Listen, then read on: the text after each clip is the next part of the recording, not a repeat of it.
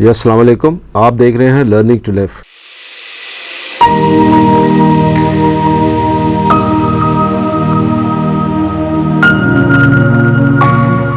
हमारे प्रोग्राम के फॉर्मेट कुछ ऐसे होते थे कि पहले हम मुख्तलिफ एथिकल चीज़ें डिस्कस करते थे, माशरों की कुछ बुराइयाँ डिस्कस करते थे, लेकिन थोड़ा सा इसमें हमने चेंजेस ये की कि हम कोशिश करते हैं कि कुछ ऐसी चीज़ें भी डिस्कस की जाएँ जो हमारी हेल्थ के लिए भी, ज़ाहिर है वो भी एक लाइफ का हिस्सा होते हैं, तो उसको डिस्कस किया जाए।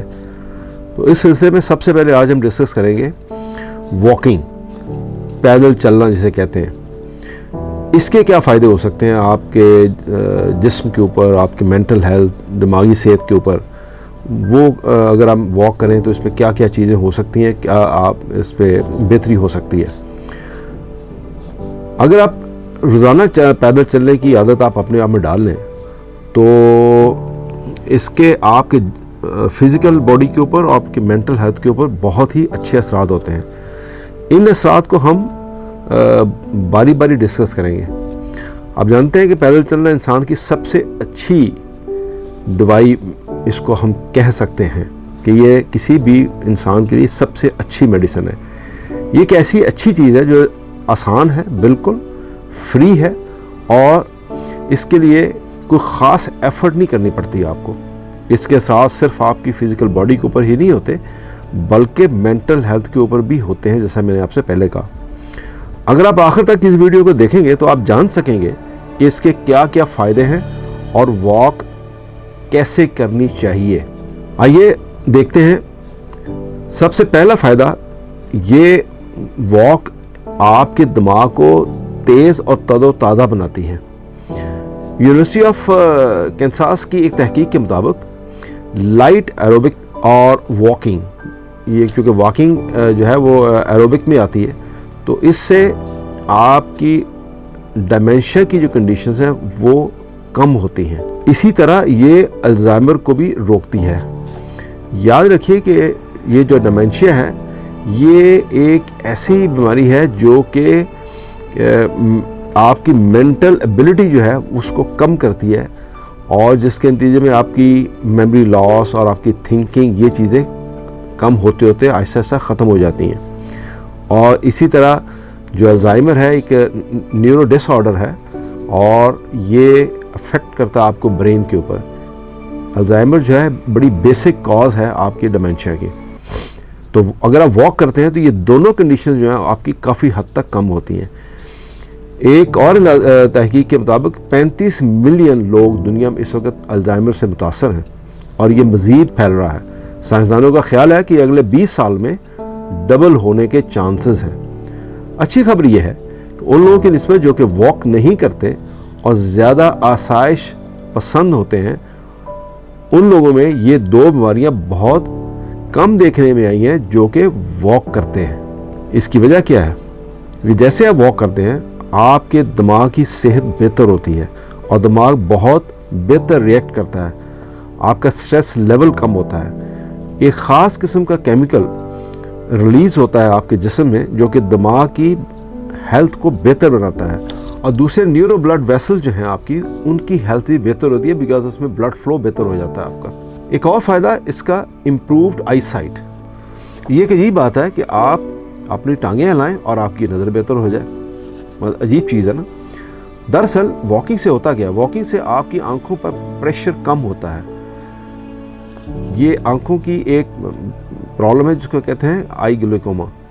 ये एक ऐसी कंडीशन है जो कि ऑप्टिक नर्व को डैमेज होने की वजह से ये पैदा होती है, और जिसकी बुनियादी वजह यह है कि लाइकोमा आंखों के अंदर जब प्रेशर बढ़ता है तो लाइकोमा डेवलप होता है। लाइकोमा दुनिया में अंधेपन की एक बहुत बड़ी वजह है।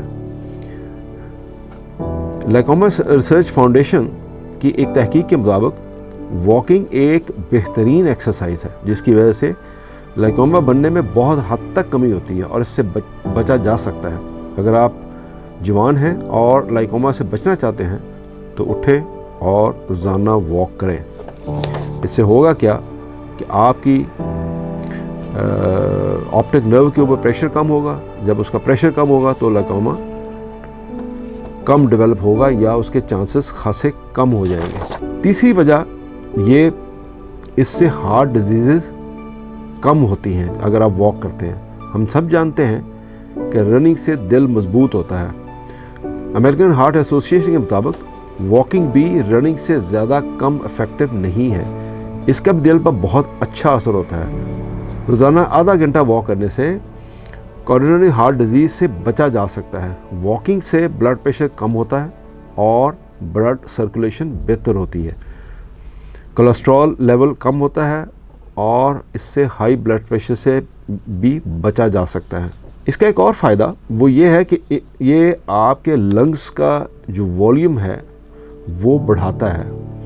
वॉकिंग एक तरह से एरोबिक एक्सरसाइज है जिससे खून में ऑक्सीजन फ्लो बेहतर होता है, जो कि आपके लंग्स के लिए बेहतर है। बेहतर और ज़्यादा ऑक्सीजन और एयर फ्लो से लंग्स की कई मुमकिन बीमारियों से बचा जा सकता है। ये एक इम्यूनिटी बूस्टर के तौर पर काम करती है। लिहाजा आइए उठें और वॉक करें। एक और फ़ायदा वॉकिंग का, ये आपके पेंक्रियाज की हेल्थ को बेहतर करता है। आपको ये जानकर हैरत होगी कि वॉकिंग करने से आप गैर मामूली तौर पर शुगर से बच सकते हैं। एक तहकीक के मुताबिक ग्लूकोज टॉलरेंस और शुगर एब्जॉर्प्शन में 6 गुना इजाफा हो जाता है। जैसे आप वॉक करते हैं या रनिंग करते हैं तो शुगर बेहतर तौर पर आपके खून में एब्जॉर्ब होती है। आपके पेंक्रियाज को इंसुलिन कम पैदा करनी पड़ती है और इसको रेस्ट मिलता है, जिससे पेंक्रियाज की हेल्थ बेहतर होती है। इसका एक और फ़ायदा इम्प्रूव डाइजेशन, यानी आपके हाजमे को ये बेहतर करती है अगर आप रोज़ाना वॉक करें। अगर आप सिर्फ आधा घंटा वॉक करेंगे तो ना सिर्फ इससे कोलन कैंसर, ये एक ऐसा कैंसर है जो कि रेक्टम में बनता है, इसके बनने के चांसेस कम हो जाते हैं, बल्कि इसमें डाइजेशन आपकी बहुत बेहतर हो जाएगी और साथ साथ बाउल मूवमेंट भी रेगुलाइज हो जाती है। ये उन लोगों के लिए भी एक खुशखबरी है जो क्रॉनिक कॉन्स्टिपेशन के शिकार हैं कि रोज़ाना वॉक करने से इस मर्ज से काफ़ी हद तक जान छुड़ाई जा सकती है। ये हैरानकुन बात है कि एक स्टडी की गई है जिसमें 1,50,000 लोगों ने शिरकत की, दोनों आदमी और औरतों ने। जिन लोगों को पहले से कोलन कैंसर हो चुका था, वो लोग जो वॉक करते थे उनके सर्वाइवल के चांसेस ज़्यादा थे बनिस्बत उनके जो वॉक नहीं करते थे। यानी उन लोगों को जिनको कोलन कैंसर हुआ था, जब उन्होंने वॉक शुरू की तो उनके सर्वाइवल के चांसेस बहुत बेहतर हो गए बनिस्बत उन लोगों के जो वॉक नहीं करते थे। एक और बहुत बड़ा फ़ायदा जो वॉकिंग का है वो है आपके मसल की टोनिंग होती है और आपका मसल मजबूत होते हैं। मसल टोनिंग और वेट लॉस, ये दोनों चीज़ें सिर्फ और सिर्फ खाली वॉक से ही हासिल की जा सकती हैं। अगर आप सिर्फ 10,000 स्टेप्स डेली चलें तो ये उतना ही बेहतर है आपके जिस्म के लिए कि जैसे आपने जिम के अंदर एक अच्छी खासी हेक्टिक एक्सरसाइज की। ख़ास तौर पर ये वॉकिंग अगर आप अप हिल थोड़ी सी करें, थोड़ा सा पहाड़ी के ऊपर चढ़ें अगर आपके पास मौजूद है तो, या अप हिल वॉकिंग भी की जा सकती है जिम के अंदर, तो इसका फ़ायदा बहुत बेहतर होगा। वॉक हमेशा एक ऑप्टिमम पेस पर और अपनी जिस्मानी ताकत के मुताबिक कीजिए। ऐसा ना करें कि आपकी सांस फूल जाए और अगले दिन वॉक करने के लिए आपके पास एनर्जी बाकी ना रहे। वॉकिंग का एक और फ़ायदा वो ये है कि आपके बोन्स और आपके जॉइंट्स की हेल्थ बहुत बेहतर हो जाती है। वॉकिंग से आपके जॉइंट्स की मोबिलिटी बेहतर होती है, जॉइंट्स और बोन्स ज़्यादा मजबूत होते हैं और जब जॉइंट्स और बोन्स की हेल्थ बेहतर होगी, उसकी स्ट्रेंथ बढ़ेगी, तो इसका नतीजा ऑब्वियसली फ्रैक्चर कम होंगे। आर्थराइटिस फाउंडेशन की एक तहकीक के मुताबिक वो ये रिकमेंड करते हैं कि अगर आप 30 मिनट डेली वॉक करें तो जॉइंट्स में दर्द, स्टिफनेस और इन्फ्लेमेशन बहुत हद तक कम हो जाती है। वॉकिंग के एक और फ़ायदा बैक पेन रिलीफ है। यकीनन वॉक से बैक पेन में काफ़ी हद तक रिलीफ मिल सकता है और मिलता भी है।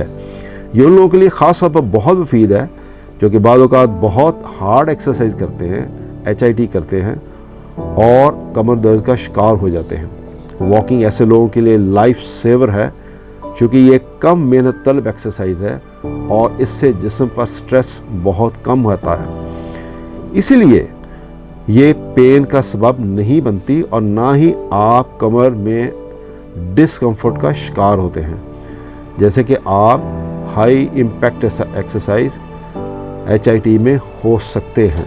वॉकिंग से आपके स्पाइनल एरियाज के अंदर ब्लड सर्कुलेशन बहुत बेहतर हो जाती है, जिससे स्पाइनल फ्लेक्सिबिलिटी में बेहतरी आती है और ये उस एरिया को मजबूत बनाती है। जैसे जैसे आप वॉक करते हैं आपके स्पाइनल मसल्स ज़्यादा स्टेबल और मजबूत होते हैं। ख्याल रखें कि स्ट्रेट पोस्चर के साथ वॉक करना सीखें, जो आगे झुककर कमर को बेंड करके वॉक मत कीजिए प्लीज़। एक और फ़ायदा, जो आखिरी फ़ायदा इसका, वो यह है कि आपके ज़हन को सुकून पहुंचाती है। आपका जिस्म और माइंड आपस में जुड़े होते हैं। एक पीसफुल माइंड का मतलब एक सेहतमंद जिस्म। एक रिसर्च के मुताबिक, जो कि 50 लोगों के ऊपर की गई, इसके मुताबिक उन लोगों ने जिन्होंने रोज़ाना 30 से 35 मिनट वॉक की और उनकी डिप्रेशन की अलामात में खासी कमी हुई। एक और रिसर्च जो कि कॉलेज और यूनिवर्सिटी के स्टूडेंट्स के ऊपर की गई, जो कि काफ़ी स्ट्रेस में थे अपनी स्टडीज़ और एग्ज़ाम के सिलसिले में, देखने में आया कि वॉकिंग में इनके मूड और स्ट्रेस में बहुत बेहतरी आई। अगर आप अपने किसी दोस्त या जाने वाले के साथ वॉक करेंगे तो आपके मूड पर इसका बहुत बेहतर असर होगा। अब आइए जानिए कि वॉक करने का सही तरीका क्या है। कोशिश करें कि हफ्ता में 6 दिन वॉक करें और इसका दुरानिया 30 से 45 मिनट होना चाहिए। अगर आप 6 दिन वॉक नहीं कर सकते तो कम से कम 3 दिन तो ज़रूर करें। आप चंद दिन से और कम टाइम के लिए शुरू करें और फिर आहिस्ता आहिस्ता इसकी फ्रीक्वेंसी और टाइम बढ़ाते जाएं। यानी अगर आप 3 दिन एक्सरसाइज करें और 4000 या 5000 स्टेप करें तो इसको आप आहिस्ता आहिस्ता इसकी फ्रीक्वेंसी और अपने स्टेप्स की तादाद को बढ़ा सकते हैं। वॉक करने की स्पीड 2 से 3 मील फी घंटा के हिसाब से रखें। यानी इसका अंदाज़ा आप यूँ लगा सकते हैं कि जब आप वॉक करें तो इस पेस पे करें कि आपका सांस ना फूले और आप 2 लोग जो इकट्ठे वॉक कर रहे हैं आपस में आराम से बातें कर सकें। ये इसका बेस्ट फार्मूला है जानने का कि वॉक किस पेस पे करनी चाहिए। एक दिन में 6000 स्टेप्स काफ़ी होते हैं वॉक के लिए, मगर आप अपनी फिज़िकल फिटनेस के देखते हुए 10,000 स्टेप तक भी कर सकते हैं। किसी अपने के साथ मिलकर वॉक करना शुरू करें और अपने जिस्म और दिमागी सेहत को बेहतर बनाएं। शुक्रिया।